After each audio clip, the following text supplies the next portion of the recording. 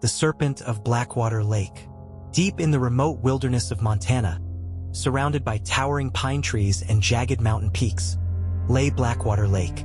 Its dark waters reflected the sky like polished obsidian, and thick mist often clung to its surface, giving it an otherworldly aura.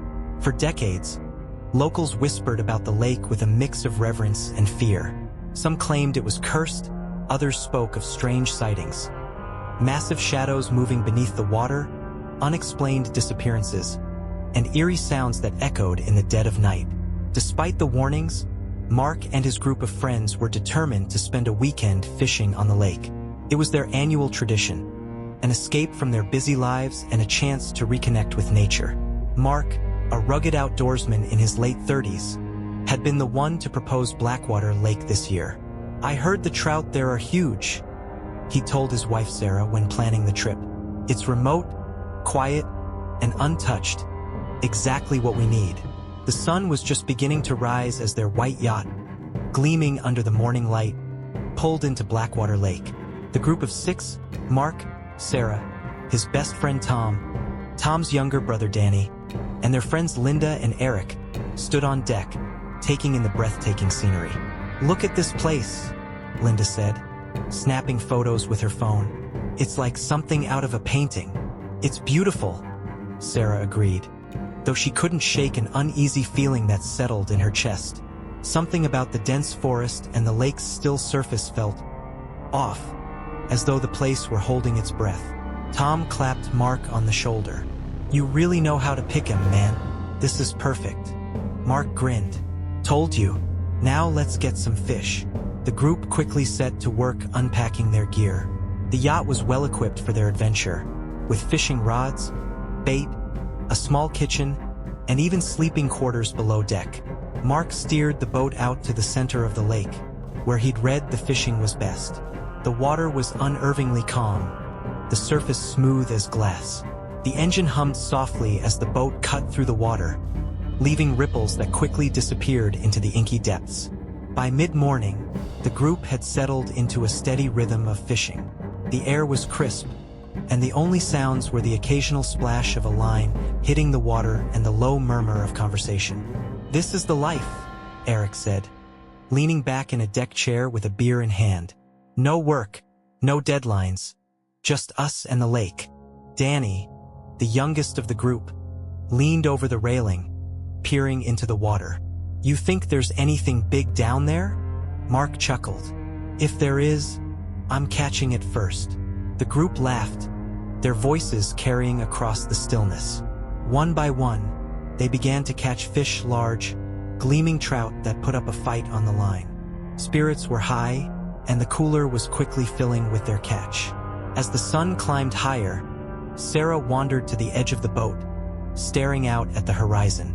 The lake stretched endlessly, its dark surface broken only by the occasional ripple. But something about it unsettled her. "Mark," she called softly, "doesn't it feel too quiet out here?" Mark joined her, placing a reassuring hand on her shoulder. "That's the whole point, isn't it? Peace and quiet." She nodded but didn't look convinced. As the afternoon wore on, the atmosphere shifted. The wind that had been gently rustling the trees on the shore suddenly died down, leaving the lake eerily silent. The water, once dotted with small waves, became unnaturally still, like a pane of black glass. "Okay, is it just me, or is this kind of creepy?" Linda asked, looking around. "It's the calm before the storm," Tom joked, reeling in another fish. But Sarah frowned, her eyes fixed on the water. "No, really, look at the lake. It's not normal." Mark followed her gaze. She was right. The surface was unervingly smooth, and the reflections of the surrounding trees seemed sharper, almost distorted. The sound of oars cutting through water broke the silence. The group turned to see an old wooden rowboat approaching them. In it sat a man who looked as though he'd been carved from the very rocks of the mountains. His face weathered, his hair and beard a wild tangle of gray. "Afternoon," the man called out, his voice carrying across the lake. Mark waved. "Afternoon. You out here fishing too?" The man didn't smile. "You shouldn't be out here," he said gruffly. Linda raised an eyebrow. Why not? The old man paused, his eyes scanning the lake as if expecting something to surface. There's things in this water that don't belong in any man's world, he said finally. Danny laughed nervously. What, like sea monsters? The old man didn't laugh. You think I'm joking? His gaze fixed on Mark. Get your people off this lake before sundown. Don't say I didn't warn you. Before anyone could respond, the man began rowing away, his small boat disappearing into the mist that was beginning to gather near the far shore. What was that about? Eric asked, his voice tinged with unease. Probably just some crazy old hermit, Mark said, though his tone lacked conviction. As the sun began to dip toward the horizon, casting long shadows over Blackwater Lake, the group grew quieter. The old man's warning lingered in their minds, an unwelcome guest at their otherwise cheerful outing. All right, Mark said, trying to lighten the mood. Let's catch a few more fish, and then we'll head back to shore before it gets dark. Tom nodded, reeling in his line. Sounds good. I'm not about to let some old guy ruin our trip. The others murmured their agreement, though Sarah kept glancing toward the mist gathering on the far side of the lake. It seemed thicker now, creeping closer as the sun faded. Danny, eager to prove himself, cast his line one last time. I'm telling you, the biggest fish always bite right before sunset, he said with a grin. He didn't have to wait long. His rod jerked violently, and the line began to unspool with a high-pitched whine. Whoa, I've got something, Danny shouted, gripping the rod tightly. Mark rushed over to help him. Easy, easy. Don't let it snap the line. The others gathered around, cheering Danny on as he struggled to reel in whatever was on the other end. The rod bent almost to the point of breaking, and the boat rocked slightly as Danny leaned back with all his strength. It's huge, he gasped. Bigger than anything we've caught today. But then something changed. The line went slack, and for a brief moment, there was silence. Did it get away? Eric asked. Before anyone could answer, a massive shape erupted from the water, drenching them all in a spray of icy droplets. The thing was enormous, at least 20 feet long, with slick, black scales that glistened in the fading light. Its head was serpentine, with glowing yellow eyes and jaws lined with razor-sharp teeth. Sarah screamed as the creature let out an ear-splitting roar, a sound that seemed to vibrate through their very bones. Get back, Mark shouted, grabbing Sarah and pulling her away from the edge. The creature lunged toward the boat, its jaws snapping inches from Danny, who stumbled backward and fell onto the deck. Is that a snake? Linda shrieked, her voice rising in panic. No snake is that big, Tom yelled, grabbing a fishing net as if it could offer any protection. The creature circled the boat with alarming speed, its massive body creating waves that rocked the yacht violently. The group clung to whatever they could as the boat tilted precariously. Start the engine, Mark shouted at Eric, who was nearest to the controls. Eric fumbled with the keys, his hands trembling. The engine roared to life just as the creature reared up again, its yellow eyes fixed on the boat. It struck, slamming into the side with enough force to knock Sarah off her feet. We need to get out of here now, she cried, scrambling to her knees. Mark grabbed a flare gun from the emergency kit and aimed it at the creature.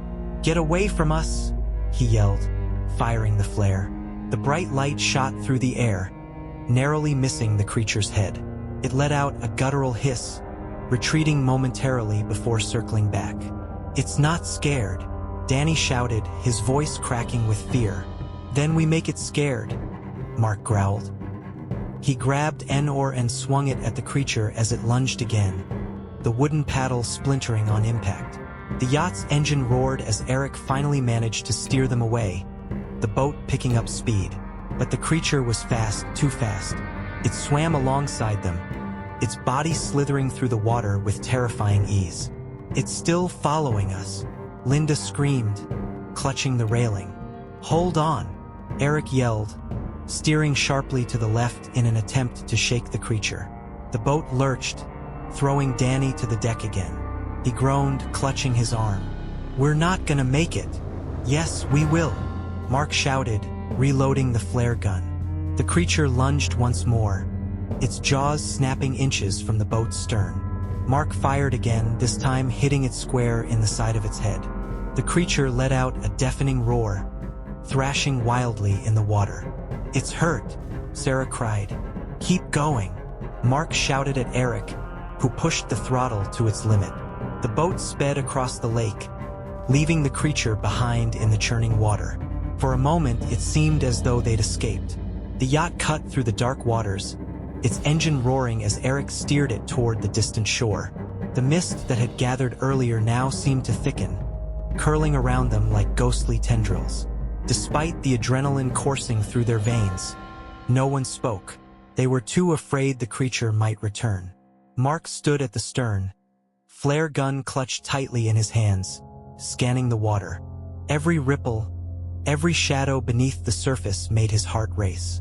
Sarah stayed close to him, her face pale and drawn. Is it gone? Danny asked, his voice trembling. I don't know, Mark muttered, his eyes never leaving the lake.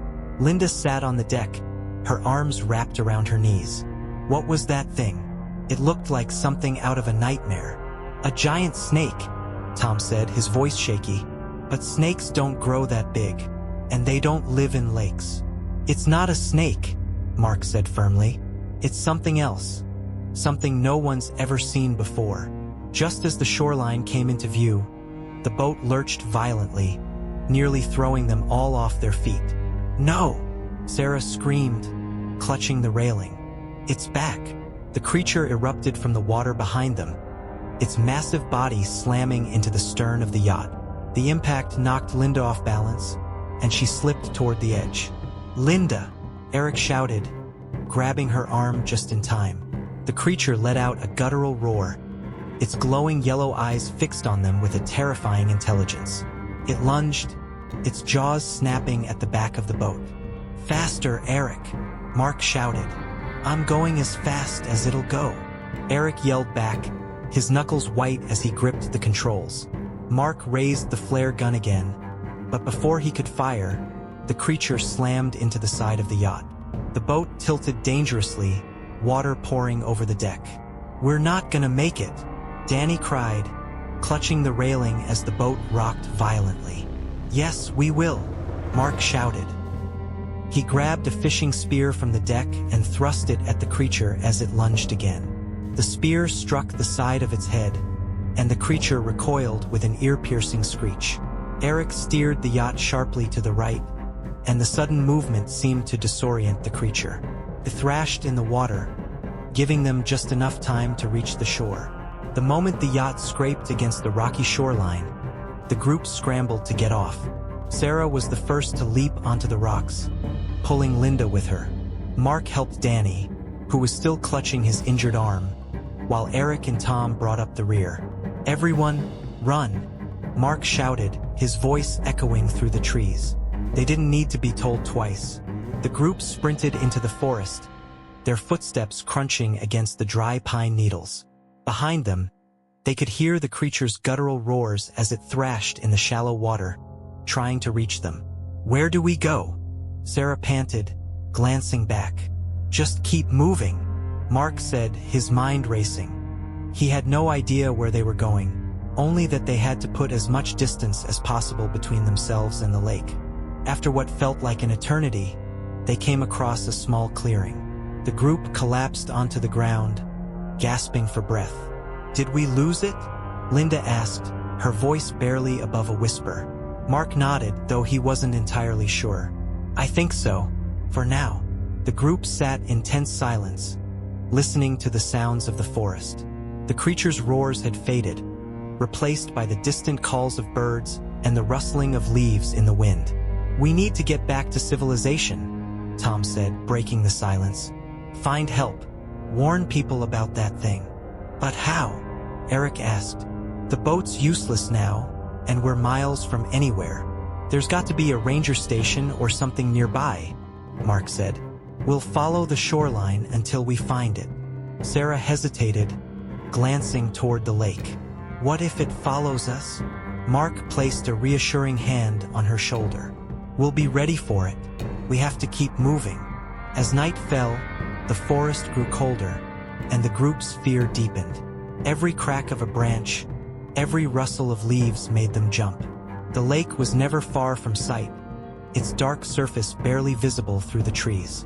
Danny, who had been unusually quiet, suddenly stopped. "Wait, do you hear that?" The group froze, straining to listen.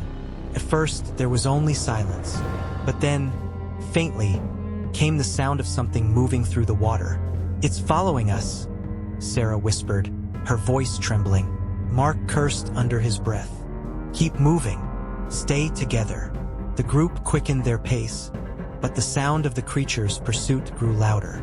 It wasn't just following them, it was hunting them. Suddenly, the ground beneath them trembled, and a low, guttural growl echoed through the forest. "It's not just in the water," Linda said, her voice barely audible. "It's on land." Mark turned to face the group, his face grim. "Run." The group bolted through the forest, their breaths ragged, the adrenaline coursing through their veins, the only thing keeping them moving. Behind them, the guttural growl of the creature grew louder, accompanied by the heavy thuds of its massive body tearing through the underbrush.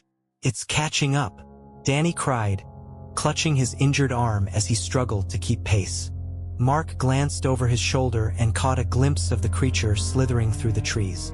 Its massive body coiled and uncoiled with terrifying speed, and its glowing yellow eyes pierced the darkness like twin beacons. "This way," Mark shouted, veering off the main path and leading the group into denser woods. Branches whipped at their faces and snagged their clothes as they pushed through the undergrowth. Linda stumbled, falling to her knees, but Tom quickly hauled her to her feet. "Don't stop," he yelled. The creature let out a roar so loud it seemed to shake the ground beneath them. Sarah screamed, and Mark felt a surge of panic. They couldn't outrun it, not for long. "There!" Eric shouted, pointing ahead. A small wooden cabin, half hidden by the trees, loomed in the darkness. The group sprinted toward the cabin, hope flickering in their chests. Mark reached the door first and shoved it open, ushering everyone inside. "Barricade it!" he barked, slamming the door shut behind them. Tom and Eric grabbed an old wooden table and pushed it against the door, while Linda and Sarah piled chairs and crates in front of the windows. The cabin was small and decrepit, with peeling wallpaper and a musty smell that suggested it had been abandoned for years. A single kerosene lantern sat on a rickety table, casting flickering shadows across the room. "Do you think it can get in?" Sarah asked, her voice shaking. Mark checked the shotgun mounted on the wall above the fireplace. It was old, but it was loaded. "I don't know," he admitted, "but we're not taking any chances." The creature's growl echoed outside, closer now. The sound of branches snapping and heavy movement in the brush made it clear that it was circling the cabin. "We need a plan," Tom said, gripping a rusted crowbar he'd found. "Our plan is to survive," Mark replied grimly, positioning himself near the door with the shotgun. The first attack came suddenly. The creature slammed into the side of the cabin with enough force to make the walls shudder. Sarah screamed, and Danny backed away from the door, his face pale. "It's trying to break in," Linda cried. Mark fired the shotgun through the door, the deafening blast momentarily silencing the creature's roars. But the reprieve was short-lived. The beast snarled and slammed into the cabin again, its claws raking against the wooden walls. "It's not gonna stop," Eric shouted, his voice cracking with fear. "Then neither will we," Mark growled, reloading the shotgun. The creature began to claw at one of the boarded-up windows, its massive body partially visible through the cracks. Linda threw a lantern at it, the glass shattering and spilling flames across its slick scales. The creature recoiled with a screech, but it didn't retreat. "This thing's unstoppable," Tom yelled, swinging the crowbar at the window as the beast tried to force its way inside. Mark realized they couldn't hold out much longer. The creature was relentless, and the cabin was falling apart under its onslaught. "We need to draw it away," he said, his mind racing. "Are you insane?" Sarah asked, her eyes wide. "It's our only chance," Mark insisted. "If we stay here, we're dead." Before anyone could protest, he grabbed the kerosene lantern and threw open the door. The creature turned toward him, its glowing eyes locking onto its target. "Hey, over here, you ugly bastard!" Mark shouted, waving the lantern. The creature roared and lunged toward him, its massive body crashing through the trees. Mark ran, leading it away from the cabin and into the darkness. "Mark!" Sarah screamed, but Tom held her back. "He knows what he's doing," Tom said, though his voice trembled. Mark ran as fast as he could, the lantern swinging wildly in his hand. He could hear the creature behind him, its guttural growls growing louder with each passing second. His heart pounded in his chest, but he didn't stop. Finally, he reached the edge of the lake. The water glimmered in the moonlight, and the mist seemed to part as he approached. Mark turned to face the creature, his hands shaking as he held the lantern aloft. "Come on," he muttered. "Let's finish this." The creature lunged at him, its jaws wide. At the last second, Mark threw the lantern, the glass shattering against its head and igniting a ball of fire. The beast howled in pain, thrashing wildly as flames engulfed its body. Mark dove into the lake, the cold water shocking his system. He swam as hard as he could, the sound of the creature's dying roars echoing behind him. When Mark finally reached the shore, he collapsed onto the rocks, gasping for breath. The others were waiting for him, their faces pale and tear-streaked. "You did it," Sarah whispered, throwing her arms around him. "It's over," Mark said, though he wasn't sure he believed it. The group stared out at the lake, where the charred remains of the creature were slowly sinking into the water. The mist began to lift, revealing the first light of dawn. But even as they embraced, a lingering dread remained. Blackwater Lake had claimed many lives before them, and they couldn't shake the feeling that it wasn't done yet.